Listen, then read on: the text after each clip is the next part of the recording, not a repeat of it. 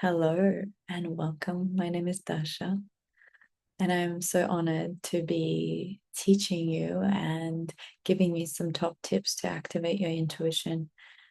And I'm curious whether you're new, you're fresh, or you are a super intuitive being and curious to learn more. I want to share something with you because I wasn't always intuitive, or I didn't think so. I went from a skeptic to a psychic. So I remember doing my level Reiki 1 and 2 and not feeling shit and thinking everyone was a charlatan. And then my friend told me to go to this workshop, and I was a workshop junkie, right? So I started self-development at the age of 16, and I was like, okay, cool, I'll go there. And I was deciding between Joe Dispenza and this, and I was like, why is this better? And my friend's like, just go. And I think I wouldn't believe this and it wouldn't have such a deep impact on me if people were not white collar people, business people, normal people. If they were all hippies, I wouldn't believe it. I don't think it would have had that impact on me. So I do the workshop, we start reading each other's minds. I realize we're all telepathic, we're all intuitive. And this is where my journey began, right? Because I come from a background of psychology and very like heady stuff, but something was missing for me, that magic, that mysticism. So that's why I never went down the clinical psychology route. I went down the marketing route because I was so fascinated by human behavior. And then I fell into mysticism and shamanism and tantra and Taoism, and it all made sense. And now I teach energetics. I run a mystery school, and I support you to tap into your superhuman abilities to amplify your impact in the world. Right? You're a superhuman who has created incredible things, and maybe you're lacking that ability to have fun and enjoy because you've been working and you've been in this cycle. But I bet you if you are successful, you are using your intuition. Something is guiding you, something is supporting you, because that's what I have found. And maybe you don't call it magic. That's what I call it. And maybe you'll start calling it magic after being in my world for a little bit. Welcome. I'm so excited that something pulled you in, whether someone recommended this to you or you just stumbled upon it or it's one of my viral reels. I'm so excited and so honored to invite you on this journey because it's no coincidence. So you're going to get a PDF, but I also love to just speak you through this because I believe that words are spells and that everything is a vibration and we create through words. And something that I talk a lot about is manifestation, but today we're going to talk about intuition. So one of the best ways I find to connect to your intuition is by spending time in nature, going for a walk, looking at the moon, or sitting under a tree, or watching the waves as they crush on the rocks. Whatever is available to you. I find in those moments where you have this connection to something greater than this, things start to open up. So I'm going to give you all these different tips. I invite you to play with them and feel free to email and let me know what happens. Try them on. I'm going to give you lots of things to try because I know that's how I work. It's like if someone tells me this is the truth, I'll be like, yeah, whatever. Like I have to see it to believe it. I have to try it. I have to experience it to actually understand how it works. And maybe that resonates with you, maybe it doesn't, but I'm always going to give you an invitation to have your own little experiment. Try on a belief that is more empowering than what you have now, right? And then you can decide whether you take it or leave it. So the next step, yeah, was really, really, really, really, really important of harnessing your intuition, amplifying your intuition, tapping into your intuition is actually that deep listening, right? So when you are in nature, you might have this feeling. You might get a voice, you might get a color, you might get a sense, you might get a scent, you might get like this pull to go somewhere. maybe to go right, to go left, to pick up the thing, to call a friend. And your task is to listen. Yeah. So one of the rules that one of my mentors teaches is that, I mean, he doesn't say it this way, but if you don't use it, you lose it, right?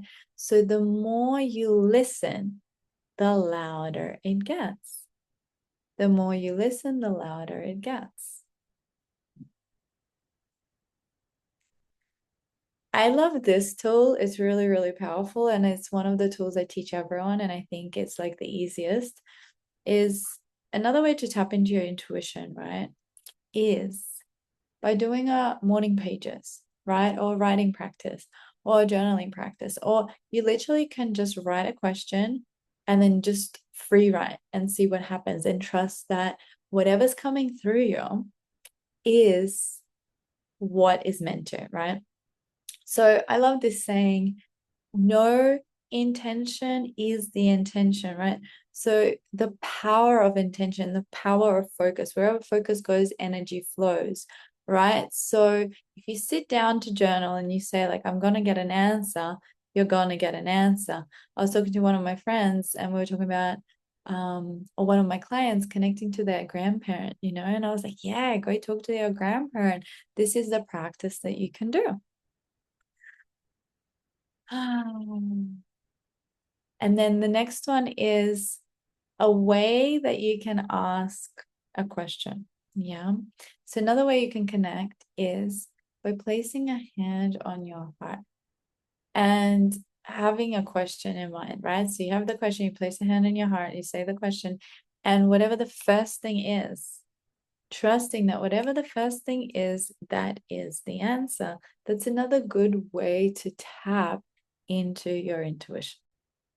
So the other thing that people don't know, and I think this is where there's confusion and there's like rejection and mistrust, is that our intuition is directly linked to our imagination, right? So you might be doing the writing thing, you're like, what am I making up? What am I making up? This is why you set the intention, right? You create a boundary, you create a container that you're doing it within, then you can create that trust, right? Whatever I get here is the guidance, right? And this is what I'm going to be teaching you in the magic walk, if that's something that you desire to dive deeper into, right? But I'm going to give you two more things, the fifth thing and then the bonus. So the fifth thing is doing an improv class. These like comedy improv, any kind of improv, it's amazing. It's training you to improvise, to create on the spot. This is building that muscle. It is building the muscle. It is building the muscle. It is building the muscle.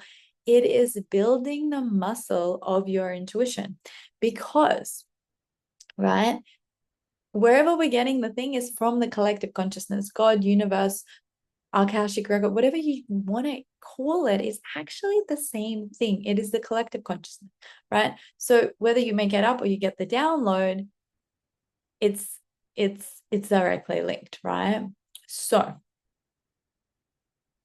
and then we can go into this whole like discussion and debate, you know, it's like is it like when you think of something, did you think of it or did it drop in? Where does it come from? Blah, blah, blah. Just for the point of this, just trust that your imagination and your intuition are linked. So, I think that we did with one of my mentors is we played a game and you just make it up.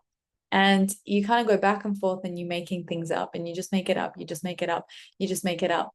I also played a lot of improv games where you're pretty much doing that. Someone says, there's this game and, yes, and, yeah. So someone propositions you with like, oh, why are you wearing this sock on your head? And the idea of yes and is that you say, yes, I am wearing, you accept their offer, like I am wearing this. So you go like, oh, well, I'm wearing this sock on my head because I couldn't find my beanie and my head was cold. And I didn't think it would fit, but it's actually giant. And I think there's a giant hiding somewhere in the house. Right. And then the person would be like, what would be wrong is like, where you discredit them and you'll be like, oh, what are you talking about? There's no giant. No, what are you talking about? That's actually underwear, right? So you have to say, and yes, and it's like, oh, there is a giant in the house? Huh. That makes sense. Well, there's no food left. You must have eaten it all, right? So it's a game, right? So to train your intuition, you can play these random games, right? These improv games, and they help you tap into your ability to channel. If that's something that you're curious about, you're like, okay, how can I access my intuition on demand? This is something that I cover in my intuition training.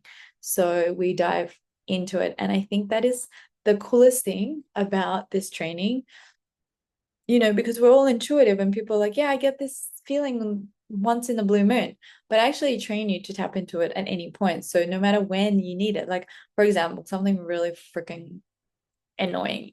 I want to say traumatic. It wasn't that traumatic. It was something I didn't get, something that I wanted. You know how it is. When you think you have a job and then you get fired, or you think you're gonna go there, but then you miss your flight. Like that redirect that you're like attached to, or you love someone, then they dump you. You're like, so I'm actually like channeling with the universe. I'm like, hey, why did this happen? And then I do the practice and I get the answer, right? So the more you do it, the easier it becomes, the more you trust yourself, the more on demand, right? So you can also learn to read people, you can learn to read like circumstances, and it's something that we dive into in my training. Are you ready for the bonus? Are you ready for the bonus? Okay, so let me give you the bonus. So this is something that we are going to dive deeper and deeper into in the Magic Walk, if that's something that you decide to, or maybe you've already purchased. But it all starts with creating spaciousness. Creating spaciousness for the downloads to come. This is why the first tip was to spend time in nature, but no phones. Go for a walk without a phone, without your Apple Watch. Create space for things to come, right? This is why I talk about creating epiphany moments on demand. This is what we do in the intuition training. But the name came from me hearing people talking about getting epiphany moments in like the shower or in their sleep or when they wake up or when they go for a walk, and I realized we can create an environment. So actually teach you how to tap in to get your epiphany moment on demand. But also in this training, we want to build the muscle, right? And the first way to do that is to create spaciousness for the information to land. All right, my loves, I hope this was helpful. I'm really excited to hear what comes out of this, what you learned, your biggest takeaways. Feel free to email me and let me know your thoughts. I also can't wait to hear how your intuition unlocks, because honestly, it leads you to the most miraculous, crazy, wild, and you would have got some emails about some crazy stories that my intuition led me to. And I hope to see you in the Magic Walk. I hope to see you in the intuition training and any other programs that Skoda, the mystery school, offers. And again, the mystery school also was birthed because of intuition and magic. So I'm really excited for you to be in this world. Thank you for your time. Thank you for your energy. And I will see you soon. Bye.